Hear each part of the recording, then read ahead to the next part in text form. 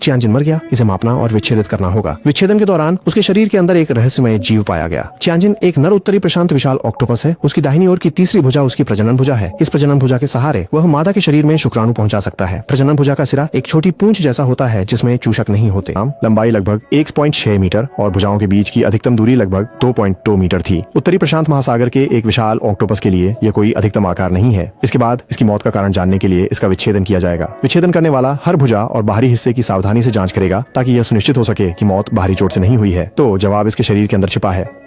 इस उत्तरी प्रशांत विशाल ऑक्टोपस की अखंडता बनाए रखने के लिए विच्छेदक सावधानी से आंतरिक अंगों और मांसपेशियों को अलग करते हैं। फिर जैसे जेब को अंदर से बाहर पलटा जाता है वैसे ही उसके आंतरिक अंग बाहर आ जाते हैं, जिससे हमें ऑक्टोपस की शारीरिक संरचना को और अधिक सहजता से समझने में मदद मिलती है। पहले मैंने ऐसी एक ही तस्वीर देखी थी। सब कहते हैं ऑक्टोपस के 3 दिल होते हैं, तो उसके तीनों दिल कहाँ हैं?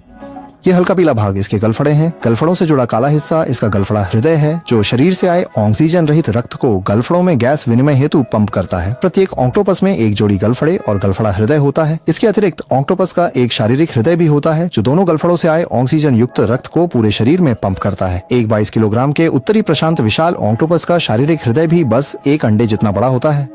अब हम इसके शरीर में आगे खोज करेंगे। इसके आंतरिक अंगों का बड़ा हिस्सा जननांग है, इसीलिए ऑक्टोपस एक बार प्रजनन कर मर जाते हैं। उन्हें अपना शरीर पूरा खाली करना पड़ता है। इसके सिर के पास 2 पत्ती जैसी संरचनाएं हैं। ये इसकी लार ग्रंथियां हैं। जैसे नीले छल्ले वाले ऑक्टोपस की लार ग्रंथियां संश्लेषित विष स्रावित कर सकती हैं। लार ग्रंथियों के साथ साथ हमें इसका गैस्ट्रिक थैला, पेट और सीकम मिला।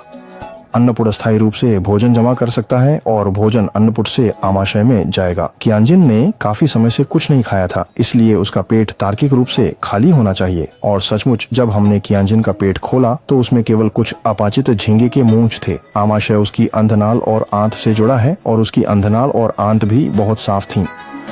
ऑक्टोपस का लिवर और इंक सैक एक साथ थे। विच्छेदन के बाद लिवर का रंग थोड़ा अजीब लग रहा था। दुर्भाग्य से उत्तरी प्रशांत विशाल ऑक्टोपस के बारे में बहुत कुछ अज्ञात है। विच्छेदन के बाद भी उसकी मौत का सही कारण निर्धारित नहीं किया जा सका। अंत में मुझे उसके गुर्दे पर एक रेंगती हुई चीज मिली। ऑक्टोपस मर गया था, लेकिन उसके अंदर के परजीवी अभी भी जीवित थे। ध्यान से देखने पर परजीवी के सिर पर 2 सींग थे। मैंने जानकारी जांची, यह शायद क्रिश्चियन टेपवर्म था।